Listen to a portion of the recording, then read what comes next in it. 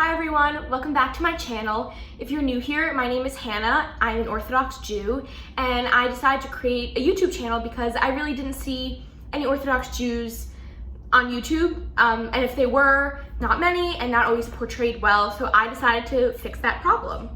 Today, I'm going to be sharing my thoughts and opinions about Unorthodox. There's a lot to say, so buckle up and enjoy. My first thing that I want to share is I think Unorthodox was made well. Setting aside the plot, I think the acting was fantastic. Israeli actors, everyone, the entire universe needs that. I think the set was awesome. And while it was entertaining to watch, the content matter was also really painful because the media portrays Orthodox Jews really poorly, even starting with the news. If you look up Orthodox Jew or Judaism on Netflix, it's either Holocaust movies or just like really bad portrayals of Orthodox Jews. This negative portrayal is really frustrating. That's something that I'm trying to ameliorate through this channel. I think also what's really frustrating about this show is that for a lot of people, it's their only exposure to the Orthodox world. So then they think like, oh, this crazy group of people, oh my gosh. I read this article called Unorthodox needs to have a second season, and it was talking about Unorthodox needs to have a second season to kind of fix all the negative stereotypes that it perpetuated. And it had some tweets, and one woman said something along the lines of, oh, now I know Judaism is kind of like Scientology. Scientology is a cult. So that's really, really frustrating. I am here to acknowledge that it is a dramatized TV show, so I understand that some things needed a wow factor. I get it. If it wasn't wow, no one would watch it. Also, I think people know this, and it says it in the show, but it's based off of Deborah Feldman's memoir, Unorthodox. I watched an interview with her a few years ago, and then I was watching the show, and I was like, oh. I think it's really, I'm gonna try to link an interview with her down below. Of course, her experiences are valid. It's not a perfect portrayal of her book. Some things, there were dramatic, artistic liberties, but her experiences were absolutely valid. What I think is frustrating is this show and the way people now think of Orthodox Judaism, or if they didn't have an opinion, now they do because of this show. In general, it just gives a bad rap and leaves a bad taste in your mouth. So I want to clear up some questions, just do a little, damage control. One last quick disclaimer before I begin. I am not part of the Satmar Hasidic world. So of course I don't know everything, and I don't know all the intricacies, and I don't know everything about their culture, but the point of this is, as I said before, to kind of ameliorate the negative portrayals and negative stereotypes that Unorthodox showed, and really just to show that Orthodox Jews are normal. So one of the first things that I want to talk about is Esti's Kala class. In the Orthodox world, when men and women are engaged, they have Kala classes, which means bridal classes, and men have Chatan or Chassan classes, which means groom classes, and they learn with a teacher the laws of marriage and kind of about sex. So Unorthodox shows that. So let me insert a clip. Nächste Woche, noch dann Chassana, was dem jüdischen Unheiten neue Leben mit einem Mann, als auch ohne dazu will ich die Ausländer die Halachas von einer Frau. Der Tachlis von der physical relationship zwischen einem Mann und einer Frau ist durch Shem Shamayim. Der Tachlis ist die Aufbau einer jüdischen Stieb. Der Aufbau einer Stieb ist die wichtigste Sache. The Kala teacher mentions that the purpose of a physical relationship, aka sex, is to create a family. And yes, but also no, Judaism doesn't see sex as just for procreational means like a couple other religions do. Judaism sees it as a way to enhance your marriage and grow closer to someone.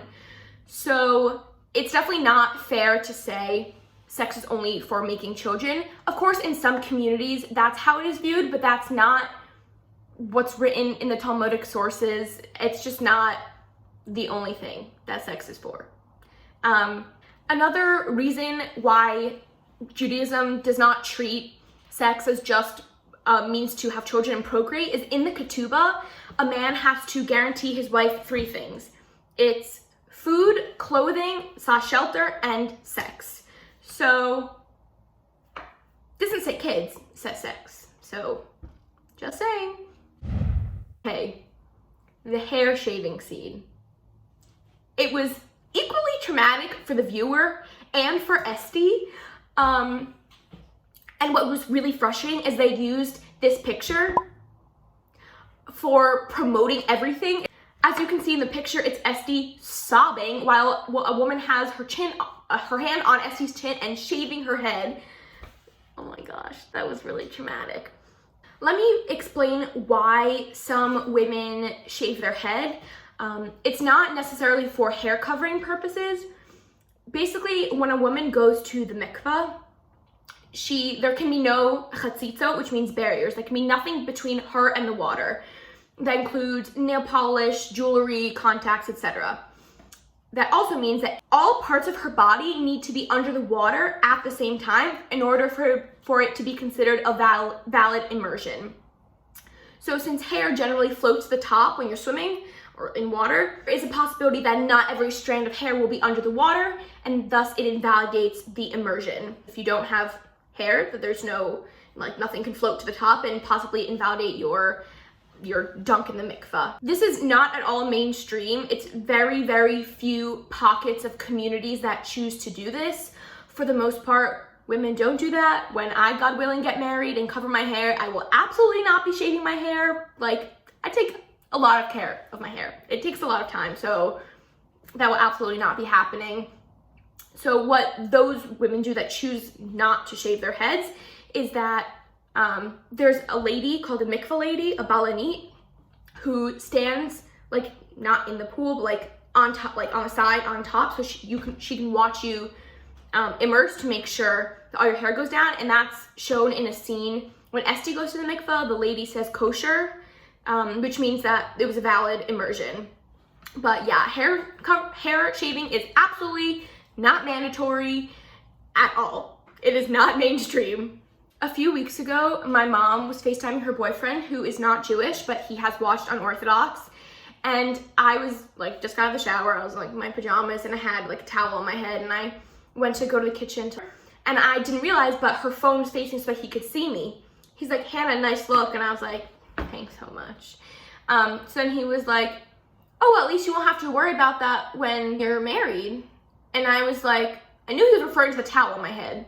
And I was like, washing my hair? He's like, yeah, because you'll shave it all. And I was like, I did not know what to say. I was just dumbfounded. So I was just like, no. And then my mom explained to him that like, I will not be doing that.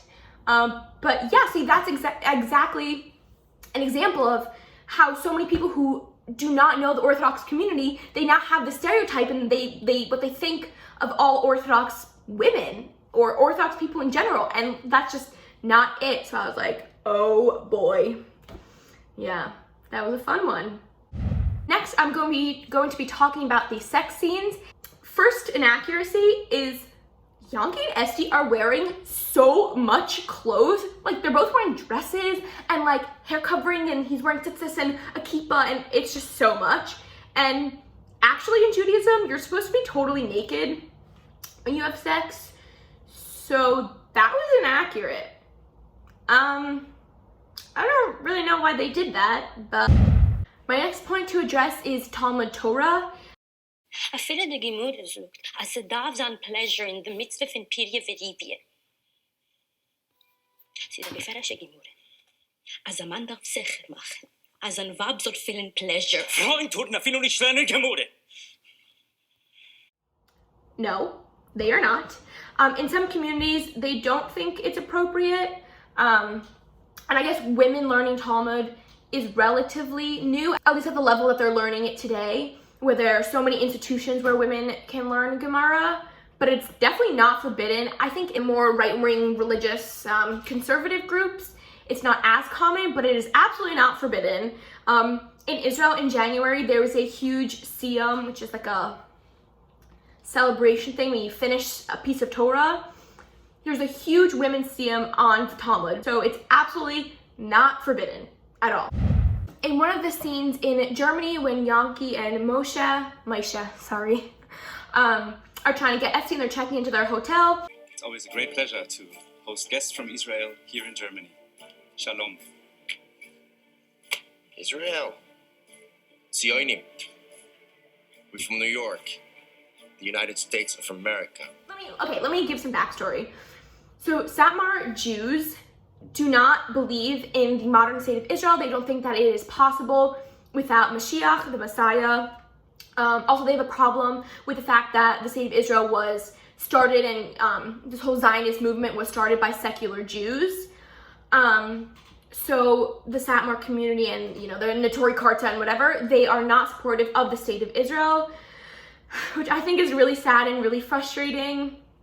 That is absolutely not, I think if people were confused about that, that's not at all the view of the vast majority of Jews. I went to a very Zionistic seminary, so we said Hallel on Yom Ha'atzmaut, we went to the Yom Yerushalayim parade. The vast majority of Orthodox Jews are very supportive of the state of Israel. They think of it as a big miracle. It's Zionism and Israel and the land of Israel is very, very, very central to Judaism. The Satmar community's view, I don't agree with it, but just to kind of explain that point, it's like, wait, aren't you supposed to be supportive of the state of Israel?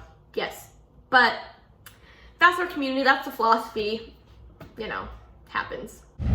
In one of the scenes, Yanki asks Esti if she's clean, meaning if she has gone to the mikveh, and I think also the Kala teacher uses the word clean. That is not the right word to use in Judaism, especially during the times of the temple. Torah is very focused on tahara and tuma. Tuma means impurity and tahara means purity. So clean isn't exactly the right word.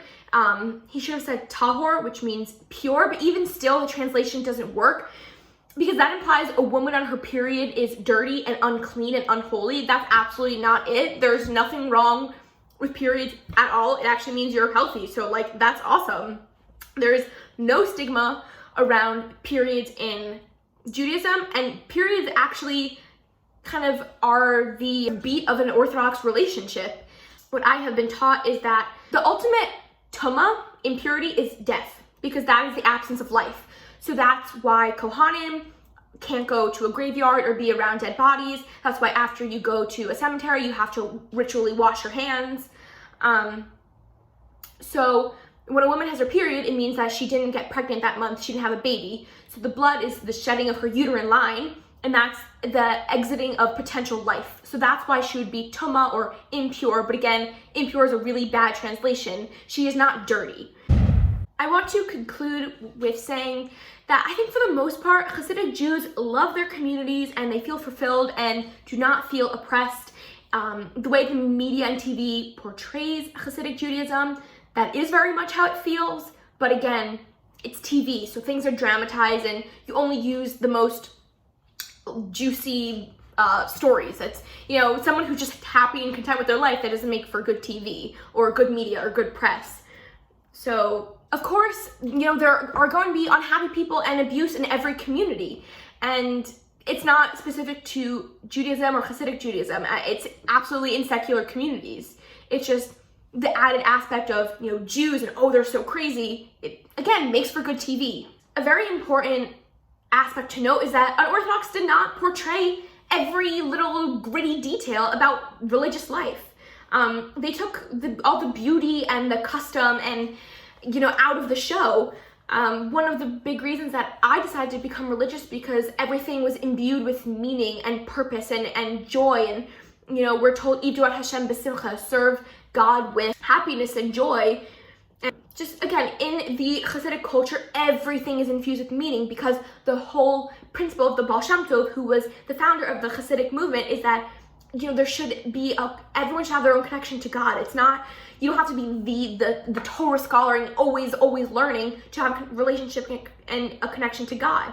You just have to be a Jew that's open to a relationship.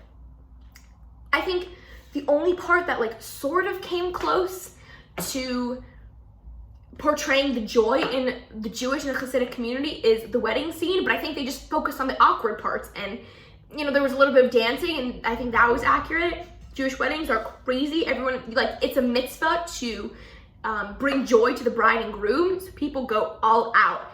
But they were just like, oh, let's focus on the awkward parts. In conclusion, Unorthodox was not a totally accurate portrayal of Hasidic life, Orthodox life, etc. I think people really need to understand that it wasn't a documentary, and again, it's not a exact portrayal. So, you know, it is frustrating that that's how Orthodox Jews are portrayed in the media. Hopefully, it'll be changed one day.